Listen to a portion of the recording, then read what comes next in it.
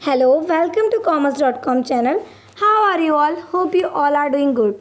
So let's start our today's lecture. In this lecture, I am going to discuss about a second chapter of business studies, that is forms of business organization. So let's start. आज के lecture में जो मैं discuss करने वाली हूँ मैं meaning of business enterprise, classification of business enterprise, form of business enterprise, sole proprietorship, meaning, features, merits, demerits and suitability of sole proprietorship. So let's start. Here is the meaning of business enterprise. It is an institutional arrangement to form any business activities. It means जो हमारा business enterprise होता है इसका मतलब होता है ऐसा institutional arrangement जिसके अंदर हम सारी की सारी बिजनेस एक्टिविटीज़ करते हैं, उन्हें हम बिजनेस एंटरप्राइज कहते हैं. जो बिजनेस एंटरप्राइज का क्लासिफिकेशन है वो मेनली 3 सेक्टर में किया गया है, 3 पार्ट में. Number 1 is private enterprise, second 1 is public enterprise and third 1 is joint sector enterprise. Private enterprise के अंदर आता है owned, managed and controlled by private person. It means private enterprise का मतलब होता है कि ऐसा एंटरप्राइज जहाँ पर एक प्राइवेट पर्सन खुद ही ओन करे, खुद ही उसे चलाए, खुद ही मैनेज करे और खुद ही कंट्रोल करे. Private enterprise in to bifurcate into 2 parts. Number 1 is non corporate firm और second 1 is corporate form. Non corporate form का फर्स्ट पार्ट होता है सोल प्रोप्राइटरशिप, जो कि आज हम डिस्कस करेंगे. सेकंड होता है पार्टनरशिप और थर्ड होता है जॉइंट हिंदू फैमिली बिजनेस. और कॉर्पोरेट फॉर्म के होते हैं cooperative society, joint stock company. Public enterprise के होते हैं owned, managed and control by government. It means as a enterprise जो गवर्नमेंट के द्वारा कंट्रोल किए जाते हैं. और जॉइंट सेक्टर एंटरप्राइज का मतलब होता है ऐसे एंटरप्राइज जो प्राइवेट गवर्नमेंट के द्वारा मैनेज किए जाते हैं और कंट्रोल किए जाते हैं. इसके टाइप होते हैं department, undertaking, statutory, corporation, government company. So let's start. तो आज हम डिस्कस करने वाले प्राइवेट एंटरप्राइज का कॉर्पोरेट फर्म का first part sole proprietorship. It means a business owned, financed and controlled by a single person who is recipient of all profit and bearer of all risk. It means ऐसा business sole proprietor माने एक single person जो कि business क्या कर रहा है, खुद से चला रहा है, जितने भी प्रॉफिट हो रहे हैं उसे खुद अर्न कर रहा है, जो रिस्क हो रहा है उसे भी खुद बियर कर रहा है. It is suitable in areas of personalised service like beauty parlour, hair cutting, salons and small scale activities like retail shops. इसके एग्जाम्पल के जैसे कि ब्यूटी पार्लर हो गए, सिंगल पर्सन ही उसे कैरी करता है. हेयर कटिंग सैलून हो गए, हमारी छोटी छोटी रिटेलर शॉप्स हो गई जिधर सिर्फ और सिर्फ एक ही पर्सन होता है जो अपना पूरा का पूरा शॉप को संभालता है.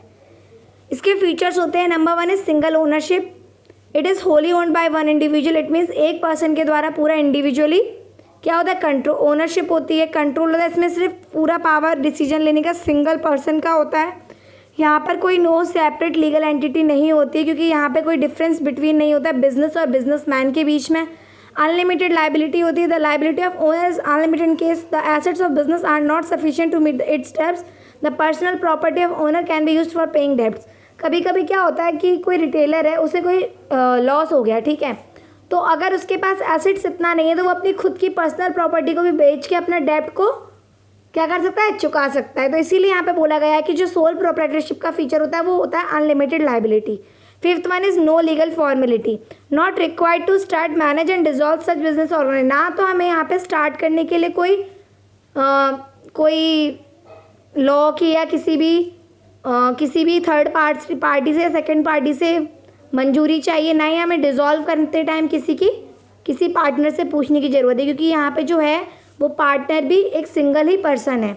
Sole risk bearer and profit recipient. Obvious सी बात है, जब रिस्क होगा तो भी वो उसे अकेले को ही झेलना पड़ेगा और प्रॉफिट होगा तो भी वो अकेले ही झेलेगा. Next merits. मैरिट्स क्या है, easy to start and close. Sole proprietorship के अंदर हम आसानी से कोई भी अपना बिजनेस स्टार्ट कर सकते हैं और उसको आसानी से बंद कर सकते हैं without any legal formalities.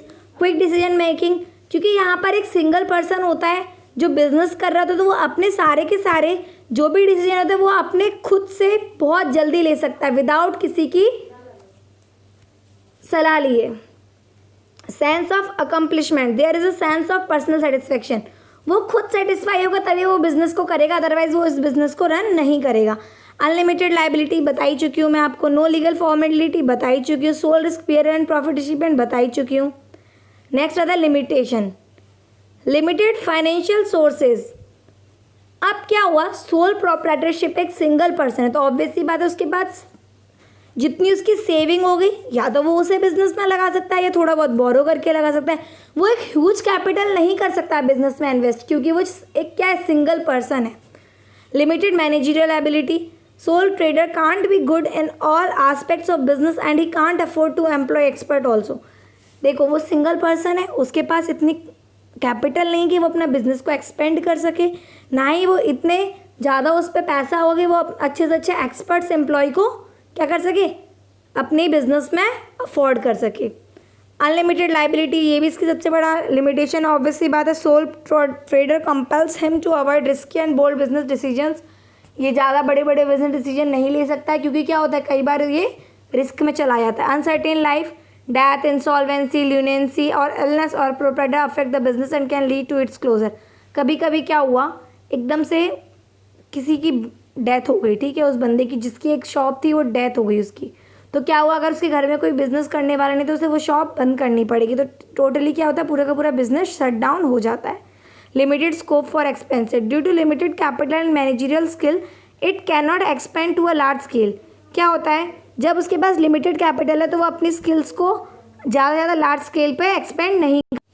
Suitability, sole tradership is suitable where the personal attention to customer is required as in tailoring beauty parlor। Sole tradership हमारा कहाँ चल सकता है, जहाँ वो एक किसी भी बंदे को पर्सनली अटेंशन पे कर सके। Where goods are unstandardized like artistic jewellery, जहाँ पर वो गुड्स एक अच्छी क्वालिटी के नहीं होते हैं। Where modest capital limited managerial skills are required as in case of retail store. क्या होता है, रिटेल स्टोर के केस में क्या होता है कि आपके पास जो लिमिटेड मैनेजरियल स्किल है, सपोज आप 12 पास हो तो भी आप एक शॉप खोल सकते हो, बस आपको इतनी नॉलेज होनी चाहिए कि कैलकुलेशन कैसे कर सकते हैं। ओके, तो यहाँ पर इसकी सुटेबिलिटी है। Business where risk is not extensive that is lesser fluctuation in price and demand. क्या होता है, जहाँ पर बिजनेस में ज़्यादा से ज़्यादा रिस्क नहीं हम बियर करने में, हम स्टेशनरी शॉप खोल सकते हैं, तो ना हमें ज़्यादा रिस्क बियर करने की जरूरत है, जो उसके प्राइस होते हैं वो भी हमेशा कम ही फ्लक्चुएट होते हैं, क्योंकि डिमांड उसकी हमेशा इक्वली बनी रहती है। आई होप कि आपको सोल ट्रेडरशिप समझ में आ गया होगा। तो हम अपने अब आने वाले नेक्स्ट लेक्चर में इसी को कंप्लीट करते हुए करेंगे। तब तक के लिए thank you and have a nice